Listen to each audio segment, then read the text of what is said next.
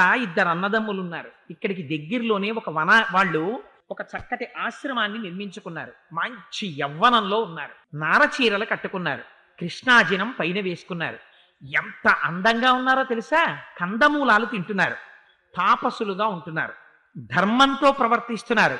దశరథ మహారాజు గారి కొడుకులమని చెప్పారు. వాళ్ళ పేర్లు రామలక్ష్మణులు. గంధర్వులని చెప్పాలో, వాళ్ళు రాజకుమారులని చెప్పాలో, వాళ్ళ కాంతి చూస్తే అసలు నాకు నిజంగా ఏమని చెప్పాలో తెలియట్లేదన్నయ్య. అంత అందగాళ్ళు వాళ్ళిద్దరు అంది. ఏమిటి ముక్కు చెవులు కోసేసినా వదల్లా ఇంకా కామం అని అంత అందంగా ఉంటారు. కానీ వాళ్ళు నన్ను ఇలా ఎందుకు చేసేసారో తెలుసా అన్నయ్య? వాళ్ళ మధ్యలో ఒక స్త్రీ ఉంది, చాలా అందంగా ఉంటుంది. ఆవిడ వల్ల నా ఈ ముక్కు చెవులు కోసేశారన్నయ్య అంది. ఆవిడ కారణం సీతమ్మ. అసలు సీతమ్మ నోరు విప్పి మాట్లాడిన ఒక్క మాట ఏదైనా ఉందా అక్కడ? కానీ సుప్పనాతితనం లోపల ప్రవేశిస్తే ఎవరి వైపుకి తిప్పిందో చూడండి. ఎందుకు ఇంత కోపం? వాళ్ళంత అందగాళ్ళు ఎందుకు తనని స్వీకరించట్లేదు? ఆవిడ ఉండిపోయి ఆ సీతమ్మ ఉండబట్టి రాముడు స్వీకరించట్లేదు నన్ను. ఇది కడుపులో మంట. అందుకని ఆవిడ వైపుకి తిప్పి ఆ స్త్రీ కారణంగా నేను ఇటువంటి పరాభవం అనుభవించాను. ఇప్పుడు ఈ స్త్రీ జ్ఞాపకం రాగానే రాముడి మాటలు జ్ఞాపకం వచ్చాయి. అనురూప, నాతో పాటు అనువర్తించేటటువంటి పతివ్రత. అందుకని నేను వేరొక భార్యని స్వీకరించనన్నాడు. అందుకని అటువంటి ఇంకొక భార్యని స్వీకరించనన్నాడు. కాబట్టి అటువంటి భర్త ఆవిడకు ఉండకూడదు. ఎటువంటి దుష్టాలోచన వచ్చేసిందో చూడండి. అన్నయ్య నాదొక్కటే కోరిక, ఆ రాముడు తనకి దక్కడని జ్ఞాపకానికి వచ్చింది. ఆయన చెప్పిన మాట గుర్తొచ్చి, నువ్వు ఆ రాముణ్ణి సంహరించాలి. ఆయనలోంచి నురగతోటి బుడగలతోటి వేడి నెత్తురు బయటికి వస్తుంటే దోషిళ్లతో తాగాలనుంది అన్నయ్య నాకు. నువ్వు ఆ కోరిక తీరుస్తావా అంటే కరుడు అన్నాడు, అయ్యయ్యో నువ్వు ఈ కోరిక అడగడం నేను తీర్చకపోవడమా? ఉత్తర క్షణం తీరుస్తాను నీ కోరిక అని 14 మంది సైన్యాధిపతుల్ని పిలిచాడు. మీరు ఉత్తర క్షణం బయలుదేరండి. శూర్పణఖ మీకు మార్గం చూపిస్తుంది. మీరు వెళ్ళి ఆ ఆశ్రమాన్ని గుర్తుపట్టండి. గుర్తుపట్టి రామలక్ష్మణులు ఇద్దరిని సంహరించండి. ఏదో వీడు చాలా తేలిగ్గా ఎవరినో చంపేయమని చెప్పినట్టు చెప్పేశాడు. చెప్పేసి వాళ్ళే మునులా అంత తేలిగ్గా వీడి చేతిలో చనిపోవడానికి? వాళ్ళిద్దరినీ తీసుకురండి ఇక్కడికి, మా చెల్లెలు వాడిని ఎత్తురు తాగుతుందన్నాడు. అంటే ఆ 14 మంది అగ్నిహోత్రంలో పడే మిడతల్లా శూర్పణఖ వెంట బయలుదేరారు. మేము 14 మంది వెడుతున్నాం, తాపసౌ ధర్మచారిణౌ అంది కదా, అందుకని తేలిగ్గా చంపేయచ్చు అనుకున్నారు. అనుకుని వాళ్ళు పెద్ద పెద్ద కేకలేస్తూ రాముడు ఉన్నటువంటి ఆశ్రమానికి వెళ్ళారు. తతశూర్పణఖాఘోర రాఘవాశ్రమమాగత రాక్షసానాచక్షేతౌ భ్రాతరౌ సహసీతయా. అక్కడ సీతారాములిద్దరిని చూపించింది శూర్పణఖ, లక్ష్మణుణ్ణి చూపించింది. అదిగో ఆ రామలక్ష్మణుల్నే చంపాలని అనేటప్పటికీ ఈ 14 మంది పరిఘలు, పట్టిసాలు, కత్తులు, శూలాలు, ఆయుధాలు పట్టుకుని రామలక్ష్మణుల మీదకు పరిగెడుతున్నారు. రాముడు అన్నాడు, లక్ష్మణ నువ్వు ఒక్కసారి ఈ సీతమ్మ పక్కన నిలబడితే ఈ 14 మంది సంగతి నేను చూస్తానన్నాడు. వాళ్ళు 14 మంది పెద్ద అట్టహాసంగా, రామా నువ్వు మా ముందు కనీసం నిలబడలేవు, పారిపోవడం కూడా కుదరదు, ఇప్పుడే సంహరిస్తామని వస్తున్నారు. గృహీత్తధనురాయమ్య లక్ష్యనుద్దిశ్య రాక్షసాన్ ముమోచ రాఘవో బాణాన్ వజ్రాని వశతక్రతుః. ఇంద్రుడి చేతిలోంచి వజ్రం ఎలా విడువబడుతుందో అలా రాముడు బాణములను ధనస్సుకి సంధించి విడిచిపెట్టాడు. రాముడు విడిచిపెట్టినటువంటి బాణములకు వాళ్ళ గుండెలకి ఉన్నటువంటి కవచములు పిట్లిపోయి లోపలికి వెళ్ళి భూమిలో గుచ్చుకున్నాయి. ఆ బాణాలు గుచ్చుకుని భూమిలోకి వెళ్ళిపోతే నెత్తురు ఓడిపోతూ పెద్ద పెద్ద నోళ్లు తెరిచి కేకలేస్తూ 14 మంది భూమి మీద పడి మడిచిపోయారు. చూసింది శూర్పణఖ. పెద్ద నోరు తెరిచి పెద్ద పెద్ద అరుపులు కేకలతో మళ్ళీ వెళ్ళి గభాల పడిపోయింది కరుడి దగ్గర. పడిపోయేటప్పటికీ ఈయన మళ్ళీ చూశాడు, ఇడు ఇలా గభాల మళ్ళీ పడిపోయింది అనుకున్నాడు. అనుకుని ఇప్పుడే కదా 14 మందిని పంపించాను నీ ముక్కు చెవులు కోసిన వాళ్ళని చంపమని, మళ్ళీ వచ్చి ఇలా పడిపోయావు, నీకేమైందని అడిగాడు. అడిగితే ఆవిడంది, పంపించావు లేవయా 14 మందిని రామలక్ష్మణుల్ని చంపమని, వాళ్ళే మామూలు వాళ్ళు అనుకుంటున్నావా? అపారమైనటువంటి తేజోమూర్తులు 14 మందిని ఒక్క క్షణంలో చంపేతలు పారేశాడు రాముడు. నువ్వు ఏదో రాముణ్ణి చూస్తే చాలా తేలిక అనుకుంటున్నావు.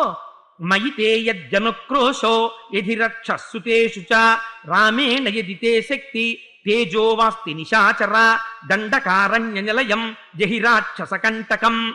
నిజంగా నీకు రాముణ్ణి ఎదురించే శక్తి ఉంటే నీ దగ్గరున్న కింకరుల్ని 14 మందిని పంపించడం కాదురా, నువ్వు బయలుదేరి యుద్ధం చేసి దండకారణ్యంలో రాక్షసులకి కంటకుడిగా అయిపోయాడు ఇవాళ రాముడు. ఆ రాముణ్ణి సంహరించు. నువ్వు కాని బయలుదేరి రాముణ్ణి సంహరించడానికి వెళ్ళలేదో, యది రామం మమామిత్రం నత్వమధ్యవధిష్యసి తవ చైవగ్రత ప్రాణాం త్వక్ష్యామి నిరపత్రత అని, నువ్వు రాముణ్ణి చంపడానికి వెళ్ళకపోతే నీ ఎదురుగుండా నేను నా ప్రాణాలను విడిచిపెట్టేస్తాను, ఇక్కడ నీ కాళ్ళ ముందు చచ్చిపోతాను. ఇప్పుడు ఆక్రోశం మరింత ఎక్కువైపోతుంది. ఎక్కువైపోగానే కరుడు ఒక్కసారి ఆలోచించాడు, నేను వెళ్ళాలా, ముక్కు చెవులు కోసేశారని ఇది వెర్రింకిలేస్తోంది కానీ అని. ఆవిడికి వేరొకరు వెళ్ళేంతసేపు ఓర్చుకునేంత శక్తి లేదు ఇంకా శూర్పణఖకి. నువ్వు తొందరగా కరుడే వెళ్ళి రాముణ్ణి సంహరించాలి, ఇది ఆవిడ ఆక్రోశం. వెళ్ళాలంటే ఏం చేయాలి? ఆయనలో పౌరుషం రెచ్చగొట్టాలి. అందుకని కరుణ్ణంది, శూరమానీ నశూరస్త్వం మిథ్యారోపిత విక్రమ మానుషౌయో నశక్నోషి హంతుం తౌ రామలక్ష్మణౌ. అస్తమానం నా దగ్గరికి వచ్చి నేను శూరుణ్ణి, నేను వాణ్ణి చంపాను, వీణ్ణి చంపాను అని చెప్తావేమిట్రా? ఉట్టిది, నువ్వెక్కడ శూరుడివి, నీకేం చేత కాదు, చెప్పాగా రాముడు మహావీరుడని, లే పారిపో ఎక్కడికైనా అంటే ఏమనిపిస్తుంది ఇప్పుడు వాడికి? చీనోర్మై, నేను ఎడతాను, ఎందుకు ఎడలేను, రాముడేంటి అంటాడు కదా, అలా అనిపించాలి. అందుకని ఇంకా కూర్చుంటామే, లేచి పారిపో, నువ్వు ఎలాగో చంపలేవు రాముణ్ణి. రామేణ యదితే శక్తి తేజో నాస్తి నిశాచర దండకారణ్య నిలయం జహితం కులపాంసన. ఆ రాముడి ఇక్కడికి వచ్చి దండకారణ్యంలో ఉన్నటువంటి రాక్షసులందరినీ సంహరించడానికి సిద్ధపడిపోయాడు. నువ్వు ఎలాగో చంపలేవు, అందుకని రాక్షసులందరినీ పట్టుకుని అరణ్యం ఖాళీ చేసేసి పారిపోండి మీ అందరూ అంది. మీ అందరైనా బతుకుతారా, మీరు రాముడి తేజస్సు తట్టుకోలేరు అనేసరికి వాడికి ఎక్కడలేని ఉక్రోషం వచ్చింది. ఉక్రోషం వచ్చి, అంత మాట అంటావా, చూడు నేను ఇప్పుడే బయలుదేరుతాను, నేనేమనుకుంటున్నావో, నేను కాని యుద్ధానికి బయలుదేరానంటే నా ముందు దేవేంద్రుడు కూడా వజ్రం పట్టుకుని రథంలో నిలబడినా సరే సంహరిస్తాను.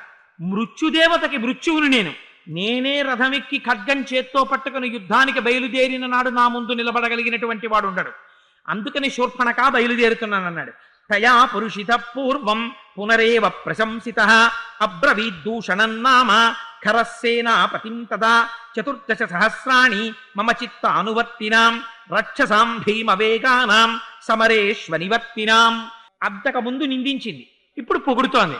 నువ్వు రా అన్నయ్య రాక్షసుడి అంటే, నీ ముందు రాముడు ఎక్కడ నిలబడతాడు రా, బయలుదేరి బయలుదేరి బయలుదేరి వెళ్ళి రాముడిని చంపేసేయాలి. ఆవిడికి ఒక మాట లేదు, ఆవిడ మాటలో ఒక నిలకడ లేదు. ఆవిడికి కావలసింది ఆవిడ ప్రయోజనాన్ని ఆవిడ సాధించుకోవాలనేటటువంటి కరడు కట్టినటువంటి పాశవికత. అటువంటి స్త్రీ కనుక అప్పుడే పొగిడితే కరుడు గమనించలేకపోయాడు. గమనించలేక 14,000 మంది రాక్షసులతో కలిసి రథం ఎక్కి బయలుదేరుతున్నాడు. అది బంగారంతో చేయబడినటువంటి రథం. అంత గొప్ప రథాన్నెక్కి, గుర్రాలు పూంచిన రథం ఎక్కి, కోదండాన్ని చేత్తో పట్టుకుని తన సేనాపతులందరితో కలిసి 14,000 సైన్యంతో కదులుతున్నట్ట. ఈ కరుడు చంపాడు ఎంతమంది ఋషుల్ని చంపాడో. ఆ కరదూషణులు ఇద్దరూ అసలు మరణిస్తారా అని బెంగ పెట్టుకున్నారు ఋషులు. అందుకని ఆయన బయలుదేరుతున్నట్ట, రథం ఎక్కి నిలబడ్డాడంతే. తత్రయాంతం బలంఘోరం అశివం శోణితోదకం అభవర్షన్ మహామేఘ స్తుములో గర్భభారుణ. గాడిదలు ఎలా అయితే బూడిద రంగు ఎర్రటి రంగులో ఉంటాయో అటువంటి మేఘాలు ఆకాశంలోకి వచ్చేట, వచ్చి ఎర్రటి నీటిని వర్షించేట పైనుంచి. ఆ ఎర్రటి నీరు వచ్చి అదంతా వర్షంలా పడింది. అది భయంకరమైనటువంటి దుశ్శకునం. అటువంటి శకునం కనపడింది. నిపేతు స్తొరగాస్తస్య రథయుక్త మహాజవాహ సమే పుష్పచితే దేశే రాజమార్గే ఎదురుచ్ఛయా. చాలా సమతలంగా ఉంది భూమి, పువ్వులు జల్లినటువంటి రాజవీధి. అలా వెడుతున్నటువంటి గుర్రాలు, ఆ రథానికి కట్టినటువంటి గుర్రాలు తొట్రుపడి ముందుకు పడి పైకి లేచి నడిచాయి. అలా నడిస్తే ఆ రథం ఎక్కి వెళ్ళినటువంటి వీరుడిహే తిరిగి వెనక్కి రాడు. అలాతచక్ర ప్రతిమం పరిగృహ్య దివాకరం. సూర్యుడి చుట్టూ పరివేషం ఏర్పడింది. నల్లటి వలయం దాని చుట్టూ ఎర్రటి కాంతితో ఏర్పడుతోంది. దీన్ని అలాత చక్రం అంటారు. అంటే మనం దీపావళి నాడు కాకర పువ్వొత్తులట్టుకుని చిన్నపిల్లలు వెలిగించి ఇలా తిప్పుతూ ఉంటారు. తిప్పుతుంటే గిరగిరగిరగిర తిప్పుతుంటే అగ్నితో కూడినటువంటి చక్రం ఏర్పడినట్టుగా ఉంటుంది పైనుంచి చూసేటటువంటి వాళ్ళకి.